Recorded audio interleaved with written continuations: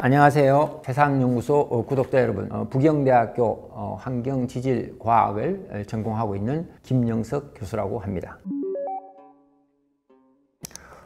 난카이 지진은 우리가 난카이 해곡이라고 지금 이름을 붙이는데 트러프라고 해요, 그 영어로는. 그래서 난카이 트러프라고 하는데, 이 난카이 해곡이 굉장히 큰 규모로 판의 경계로 발달을 하고 있습니다. 그래서 이 판의 경계가 되게 되면 지진이 이제 보통 많이 일어나는데, 특히나 이 난카이 해곡을 따라서는 역사적으로 굉장히 큰 지진들이 많이 났던 기록이 되어 있어요. 그러한 큰 지진이 다시 발생할 수 있지 않느냐 주의보를 이제 일본 기상청에서 내렸죠. 그래서 그것 때문에 지금 이슈가 많이 되고 있는 것 같습니다. 뭘 좀 아셔야 되는데, 지진의 규모가 1이 증가하면은 에너지는 30배 이상 증가합니다. 32배가 증가하고, 진폭, 진동이 되는 건 한 10배가 증가를 합니다. 그래서 보통 7하고 8하고 생각하면 그냥 우리가 생각하는 것처럼 7, 8일 정도의 차이가 아니라 훨씬 더 에너지가 굉장히 많이 이제 증가를 하게 되는 거죠. 그래서 예를 들어서 8이 넘어간다든지, 뭐래 동일본 대지진처럼 9가 넘어가게 되면 우리가 상상하는 이상의 에너지가 나옵니다. 그래서 지금 그 난카이 지역에서는 1300년 정도 되는 그 주기 동안에 8에서 9에 가까운 지진들이 12번 정도 일어났어요. 그래서 평균적으로 따지면 한 110년 정도의 주기로 이런 8 규모의 8에 가까운 또는 9에 가까운 그러한 지진들이 발생을 했었어요. 그래서 이제 이슈가 이제 되고, 그런 큰 지진에 대해서는 일본 전체도 굉장히 큰 피해를 입을 수 있기 때문에 지금 이렇게 문제가 되고 있는 것 같습니다. 예, 그렇습니다. 그러니까 일본 이제 기상청에서 지금 이제 경계와 주요 두 개 나눠가지고 하고 있는데, 이것은 사실 왜 만들어졌냐 하면 2011년에 동일본 대지진이 일어나고 난 이후에 대비를 이제 부족했기 때문에, 경보나 이런 게 부족했기 때문에 큰 지진에 너무 많은 피해를 입었다. 이제 자각을 한 거죠.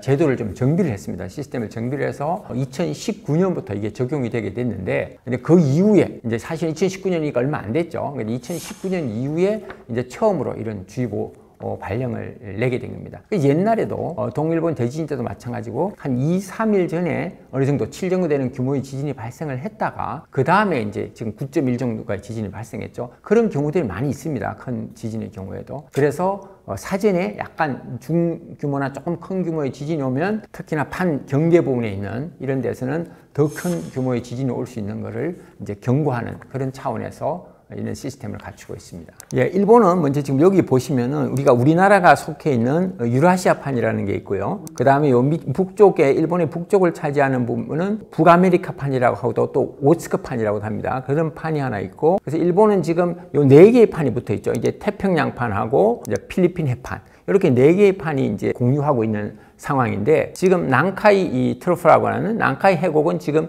필리핀 해판하고 요 유라시아판이 만나는 부분입니다. 지금 여기 단면에 표시해 놓은 것처럼 필리핀 해판은 해양판이기 때문에, 해양판은 일반적으로 밀도가 높기 때문에 더 무겁습니다. 대륙판에 비해서. 그래서 이 대륙판 밑으로 이제 습입을 하게 됩니다. 그래서 이 판이 두 개가 만나는 이런 부분들이 이제 지진이 큰 게 많이 일어나고, 이제 아까 말씀드린 해곡이나 뭐 해구라고 이렇게 하는 것들이 있는데, 동일본 지진이 일어났던 데는 이쪽 일본 트렌치라고 해가지고 이 부분이 되고요. 그 다음에 일본 해구라고 하죠. 여기는 이제 난카이 해곡이라고 하는데, 필리핀 해판하고 유라시아판이 판이 두 개가 만나는 경계 부분이 되겠습니다. 이걸 좀 더 자세히 보시면, 난카이 지금 이 부분을 표시된 부분이 이제 여기 아까 말씀드린 난카이 해곡이 되겠습니다. 난카이 해곡에서 이걸 분절로 다시 나눠놨어요. 분절이어서 큰 단층이 있다고 했을 때 그것이 다시 구간별로 우리가 나눠서 운동을 하는 경우가 많아요. 한 번에 이게 전체가 움직일 수도 있지만, 일반적으로는 어느 정도의 구간으로 나눠져서 얘들이 지진 활동을 합니다. 그래서 여기서는 지금 난카이 해곡을 Z, 서난카이, 그 다음에 동난카이, 소난카이, 토카이 이런 식으로 해가지고 6개가 되어 있죠. 지금 6개로 이제 나눠져 있고, 이런 분절들이 2개나 또는 뭐 3개씩, 또 어떤 큰 경우는 이제 전체가 다 움직일 수도 있습니다. 동일본 대지진처럼 지금 여기에서도 난카이 이 해곡 이 전체가 움직인다고 지금 가정을 이제 할 수도 있다고 지금 이번에도 가정을 해서 경고를 내린 것이고, 그런 전체가 움직였던 경우는 지금 1707년에 호에이 지진이라고 있었습니다. 그게 아마 지금 학자들이 추정하기는 8.8에서 8.9, 또 크게는 뭐 9.3까지도 갈 수 있다고 얘기를 하고 있습니다. 그 경우는 이 분절이 거의 다가 깨졌었어요. 그래서 움직였었던 경우, 그렇게 되면 이 피해가 혼슈뿐만 아니라 큐슈까지도 홋카이도를 제외한 대부분의 일본에서 지진의 영향을 받았고, 또 심한 경우는 우리나라의 제주도나 중국의 뭐 상해 이런 쪽에서도 지진 영향을 받았다는 그런 보고가 있습니다.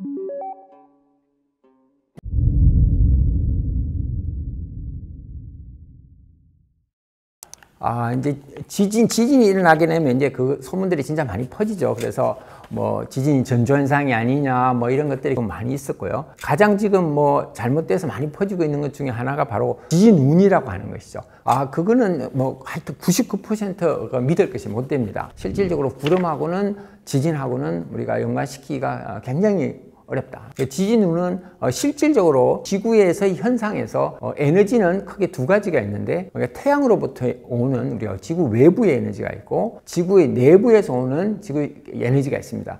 두 가지로 크게 분류를 하는데 일반적으로 기상현상 같은 것들 일어나는 거 조류나 그 다음에 기상현상이나 해양에서 일어나는 구름을 생성하거나 이런 거는 태양의 복사 에너지에 의한 외부 에너지에 의해서 만들어지는 현상입니다. 근데 지진이나 화산활동 같은 거는 지구의 내부에서 일어나는 내부의 에너지에서 발생하는 현상이기 때문에 완전히 이게 구별이 되어 있다고 생각할 수 있습니다. 그 두 개가 영향을 미친다 하더라도 그거는 굉장히 적기 때문에 그 영향에 의해서 지진이 발생한다든지 아니면 그것이 어떤 반영이 돼서 구름에 영향을 미친다든지 이럴 가능성은 거의 없다고 봅니다. 그러나 동물들의 이상한 행동 같은 것들은 특히나 땅에 사는 뱀들이 이제 튀어나온다든지 뭐 이런 현상들, 뭐 닭들이나 뭐 이런 것들 이상한 반응을 이제 굉음을 지른다든지 날아다니고 이런 것들은 보고가 된 적이 있어요. 이제 그런 것들은 어느 정도까지는 신빙성이 있습니다.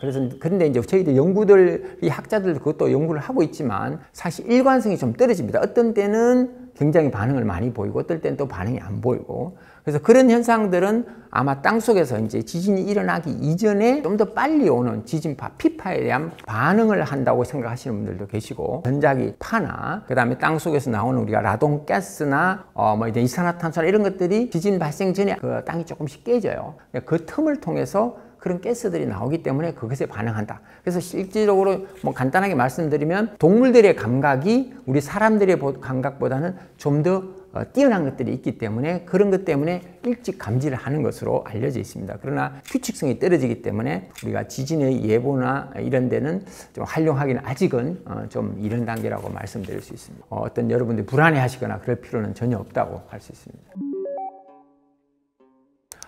그것도 이제 좀 자료를 잘 보셔야 되는데 그냥 이제 너무 숫자에 현혹을 되셔서 이제 그럴 수 있어요. 그러니까 우리가 지금 지진을 예측한다거나 이런 방법들이 확률론적으로 계산을 합니다. 그래서 지진은 단기적으로 특히나 이런 판경계에서 일어나는 그런 지진들은 어느 정도의 규칙성을 갖고 있습니다. 그래서 단기적으로 보면 지금 우리 이런 난카의 경우도 100년에서 150년 정도의 주기로 8에서 9 정도 되는 지진들이 발생을 했었거든요. 그래서 그거에 근거해서 이제 계산을 합니다. 예측을 하는 겁니다. 그럼 확률론적으로 언제까지 일어나? 그러면 어떻게 되겠어요? 주기에 가까워지면 가까워질수록 지진이 일어날 확률은 높아지는 거겠죠. 큰 지진이 발생하고 나면 그 지역은 지진이 일어날 확률이 도리어 떨어지는 겁니다. 그러니까 스트레스 응력이 계속 쌓이고 있기 때문에 쌓이는 응력들이 어느 순간에 이렇게 해소가 돼버리고 나면 변이를 일으키면서 해소가 돼요. 한 번에 일반적으로는 계속 움직이는 것이 아니라 에너지를 쌓았다가 한순간에 해소를 시키거든요. 그래서 그런 것들을 한번 해소를 시키고 나면 그 다음 쌓일 때까지 시간이 걸리죠. 그게 이제 100년, 150년이 되는 겁니다. 그래서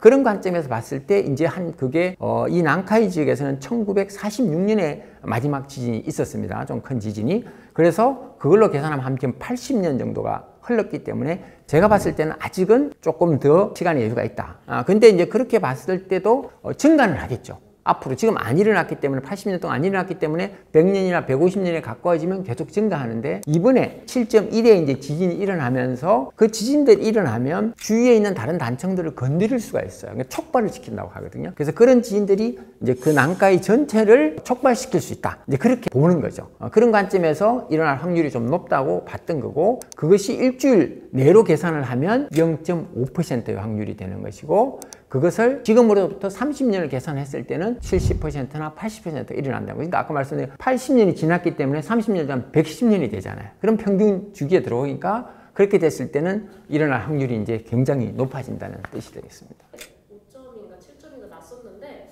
그런 것들이 좀 자주 발생하면 오히려 풀리지 않나요, 스트레스가? 맞습니다. 이제 쌓여있는 계속 누르고 이제 있는 상태이기 때문에 작은 지진들이 일어나면 조금씩 풀립니다. 그런데 이제 지금 우리가 말씀드리고 있는 이 거대 지진이라는 거는 8에서 9 정도 되는 거예요. 그래서 아까 말씀드린 것처럼 5에서 6으로 가면 에너지가 32배라고 그랬잖아요. 그죠? 그럼 32배에다가 다시 7로 가게 되면 32 곱하기 32, 1000배가 되는 거예요. 그 다음에 또 다시 8로 가게 되면 그게 32가 되기 때문에 뭐 5짜리 정도나 이런 게 일어나갖고는 거의 에너지 해소에 도움이 안 되는 거죠. 별로. 그래서 아주 큰 것들이 여러 번 일어나면 도움이 될 수는 있지만은 그 정도 크기로는 해소라고 할 수는 없고 도리어 이제 전조라고 도리어 볼 수도 있고 이러기 때문에 위험성을 느끼는 겁니다. 또 위치도 굉장히 중요합니다. 어느 에서 나는지. 다 일본 전체에서 뭐 어디서 난다고 해서 그런 게 아니라 관련된 단청에서 그것이 나야 이제 연관성을 해석할 수 있습니다. 1707년에 지진이 발생을 했었는데 그때 우리나라에서 기록이 됐는 건 뭐냐면 지진파가 제주도 지역에 전달이 좀 됐고 쓰나미가 한 50cm 정도의 쓰나미가 발생을 했다는 기록이 있습니다. 중국에서도 쓰나미가 약간 상해 쪽에서 발생을 했다는 거 있고 장제성 같은 경우에 이제 무슨 물이 좀 흔들리고 이런 게 있었다는 보고가 있어요. 근데 일본에 만약에 서쪽에서 지진이 크게 일어나면 우리나라한테 당연히 큰 쓰나미도 올 수 있고 지진이 크게 발생할 수 있는데 이 난카이 해곡은 일본의 동측에 있어요. 그래서 일본을 넘어서 쓰나미가 올 수가 없어요. 그래서 그걸 보시면 바다하고 이렇게 구도를 한번 보시면은 올 수 있는 데가 제주도 정도밖에 쓰나미 영향을 미칠 수 있는 데는 없고요. 그러나 이제 지진파가 8에서 예를 들어 9까지 된다 그러면 굉장히 크겠죠, 지진동이. 그래서 그 지진동은 분명히 한반도 남동부, 일본에서 가까운 예를 들어 뭐 부산을 중심으로 한 그런 지역에서는 충분히 지진동을 느낄 것으로 생각이 됩니다. 물론 뭐 창문이 흔들리고 뭐 어떤 물건이 떨어지면서 약간 깨질 수도 있겠지만은 건물이 깨진다든지 그런 위험까지는 제가 볼 때는 뭐 크게 일어날 것 같지는 않습니다. 그러나 충분히 또 그거에 연관돼서 우리나라에서 여진이 발생할 수 있어요. 아마 지금 일본은 동일본 대지진 이후에 준비를 굉장히 철저하게 하고 있는 걸로 알고 있습니다. 그 정도 규모의 지진이 발생하더라도 동일본 대지진처럼의 큰 피해는 아마 없을 겁니다. 첫 번째가 뭐냐면 동일본 대지진에서는 여번자력 발전소에 이제 피해가 있었기 때문에 굉장히 컸거든요. 쓰나미가 또 워낙 크게 왔고 한 26m 정도까지 쓰나미가 기록이 되어 있습니다. 그래서 최대는 지금 우리가 30m까지도 이제 가능하다 이렇게 이제 얘기를 하는 것이고요. 그래서 그 쓰나미의 피해는 올 수 있지만 건물들이 내진 설계나 대피나 대비에 대한 준비들이 잘 되어 있기 때문에 아마 그 정도 피해까지는 안 가지 않겠나 그렇게 생각을 하고 있습니다. 난카이 대지진을 이제 일본에서 경고를 했고 또 국내 학자들도 예측을 하고 가능성이 있는 것에 대해 얘기를 했을 때 저는 이제 이 자료를 이제 분석을 해서 이 자료가 굉장히 잘 분석이 돼 있어서 제가 생각하고 비슷해서 지금 제가 가지고 왔는데 6개의 분절이 있는데 여기서 보면 이 분절들을 지금 표시를 해놨고 연도별로 어떤 분절들이 활성화됐는지를 지금 보여주고 있습니다. 그래서 684년부터 아까 말씀드린 것처럼 한 110년 정도의 주기로 활성화됐어요.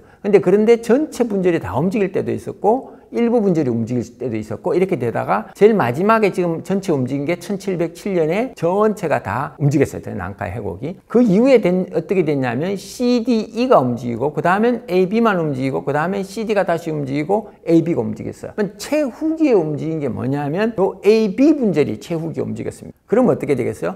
AB 분절이 스트레스가 가장 많이 해소가 됐다는 얘기거든요. 지금 이번에 났던 미야자키 현의 지진이 여기 빨간색으로 표시된 부분에서 7.1짜리가 발생을 했는데 만약에 얘가 자극을 해가지고 주위의 분절을 움직이게 한다 그러면 이 옆에 있는 분절들의 스트레스가 쌓여 있어야 되는데 이 바로 옆에 있는 분절이 스트레스가 이미 제일 최근에 해소가 됐기 때문에 저는 일어날 확률이 좀 낮다고 보는 겁니다. 해석을 하는 겁니다. 그러나 지금 여기서 보면 가장 적게 일어난 게 Z였죠. 그러니까 이번에 여기서 아마 일어났을 가능성이 많고 그 다음에 적게 일어난 데가 E거든요. 그래서 E가 지금 여기입니다. 요게 동경하고 굉장히 가깝습니다. 그래서 동경은 지금 일반적으로 한 70년 주기설이 굉장히 통하고 있는데 그 이전까지는 70년 주기로 1923년까지 굉장히 큰 규모의 지진이 있었어요. 그런데 1923년이니까 70년 더하면 93년 정도 돼서 지진이 일어났어야 했는데 아직까지 안 일어났어요. 안 일어났다는 얘기는 뭐냐면 스트레스를 더 쌓고 있다는 뜻이 되고 더 큰 규모의 지진이 발생할 가능성이 많다. 그래서 이것은 일본으로 봤을 때는 이쪽 태평양판도 마찬가지고 우리가 여기 필리핀판에도 마찬가지지만 이 지역은 지금 아직 해소가 안 됐기 때문에 이 부분이 제가 개인적으로 봤을 때는 이 지역, 동경을 중심으로 한 이 지역의 분절이 해소가 좀 덜 된 것 같다. 그래서 아마 이 지역이 일어날 확률이 상대적으로는 높다. 그래서 이제 동경 근처의 지역이 지금으로 봤을 때는 지진의 위험성이 가장 높지 않나 저는 그렇게 보고 있습니다. シミュレーションしてまいります。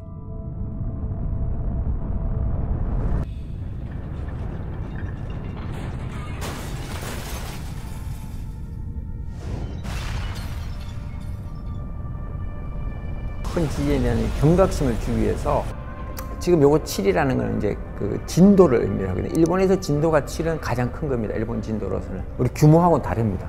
우리가 8, 9 얘기하는 건 규모고, 우리는 이제 진도를 얘기합니다. 진도는 얼마나 그 지역에서 흔들리느냐를 얘기합니다. 물들, 배관 같은 거에 파괴가 일어나죠. 그러니까 이렇게 물도 넘쳐나고. 자, 이제 굉장히 위험한 것 중에 이제 하나 이런 거죠. 건물들이 파괴가 돼서 도로가 차단이 돼요. 그렇게 되면 이제 구조 활동을 못 해요. 119가 못 가는. 그래서 그런 이제 비상 도로를 또 뭐 하는 그런 소방도로 시스템도 또 뭐 준비하고 이렇게 하고 있습니다. 그렇게 되면 이제 쓰나미가 이제 오는 거죠. 쓰나미 같은 것들도 이제 위치를 우리가 알게 되면 얼마만큼 도달하는지 파의 속도가 있기 때문에 계산을 다 할 수가 있습니다.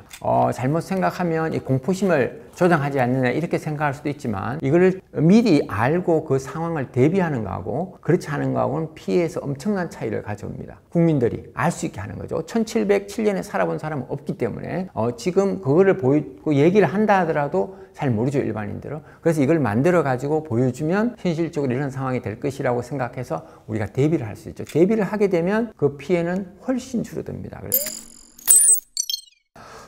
일본 여행 가도 될까요? 이런 질문을 지금 최근에 굉장히 많이 받고 있습니다. 제가 추천한 것은